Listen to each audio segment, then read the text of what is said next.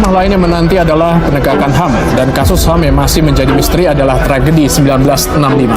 Presiden Joko Widodo memimpin, penegakan HAM dinilai sejumlah kalangan mengalami kemunduran. Selain banyaknya dugaan kasus pelanggaran baru,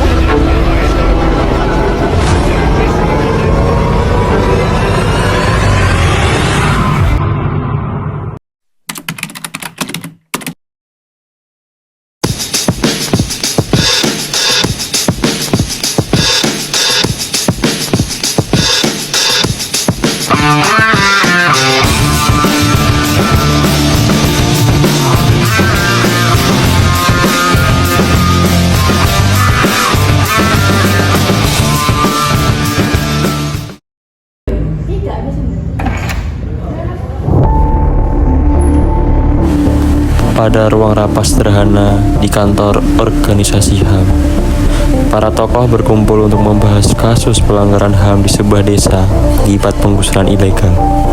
Semua orang duduk dan terlihat serius untuk membahas permasalahan ini. Teman-teman, hari ini kita akan membahas kasus tentang penggusuran paksa di Desa Harmoni. Puluhan keluarga kehilangan tempat tinggal dan ini jelas termasuk dalam pelanggaran HAM. Saya salah satu korban. Rumah saya diratakan tanpa peringatan. Dan mereka bilang ini untuk pembangunan. Tapi nyatanya kami tidak diberi pilihan. Hak atas tempat tinggal itu, bagaimana ini bisa dibiarkan? Saya sudah melaporkan ini ke media, tapi banyak media yang tidak mau mengangkat. Ada tekanan dari pihak-pihak tertentu. Kalau media bisa diam, kita mahasiswa siap turun ke jalan. Ini harus dihentikan. Aksi itu penting, tapi kita juga butuh pendekatan hukum. Arman, bagaimana pandangan? Kita tidak bisa hanya bicara. Aksi di jalan adalah cara paling efektif. Ya, kita harus menarik perhatian sebanyak mungkin. Tapi, aksi tanpa dasar hukum yang kuat akan mempersulit posisi kita. Kita butuh langkah yang strategis, bukan hanya emosional. Sebagai polisi, saya tahu ini adalah aksi yang sangat besar. Ini bisa beresiko, bisa salah paham dan bisa dari korban. Apa solusinya? Tidak ada yang bilang kita diam. Kita akan melakukan langkah keduanya, aksi damai dan langkah hukum. Fikri dan Lani yang akan mengkoordinasikan aksi mahasiswa. Untuk Arman, kamu fokus pada pengumpulan data. Oke, baik. Tapi pastikan hukum tetap berjalan.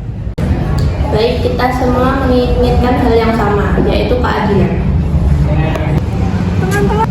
Teman-teman, aksi ini sudah mendapatkan perhatian dari media sosial. Sudah ribuan orang yang memposting ulang. Sebagai polisi, saya sudah berkoordinasi dengan teman-teman di lapangan sebagai rekan anggota polisi lain bahwa kalau kalian menjalankan aksi secara damai, pasti mereka tidak akan bertindak keras. Saya sudah menyiapkan dokumen untuk menggugat pihak pengembang, tapi kita memerlukan kesaksian dari korban. Pak Budi, apakah kamu bersedia?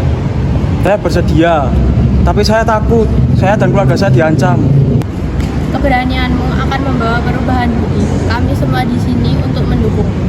Kalau ini bisa membantu orang lain, saya akan bersaksi. Berita besar teman-teman, salah satu media nasional sudah mengangkat kasus ini dan publik sudah mulai mendukung kita. Ini baru awal, kita harus terus menekan. Dokumen kita sekarang sudah masuk ke pengadilan. Sekarang mereka tidak bisa mengabaikan kasus ini lagi. Saya yakin perubahan akan segera datang. Perjuangan ini belum selesai. Kita buktikan suara kecil dapat membawa perubahan besar. Mari kita tegakkan keadilan. Hidup mahasiswa! Hidup mahasiswa!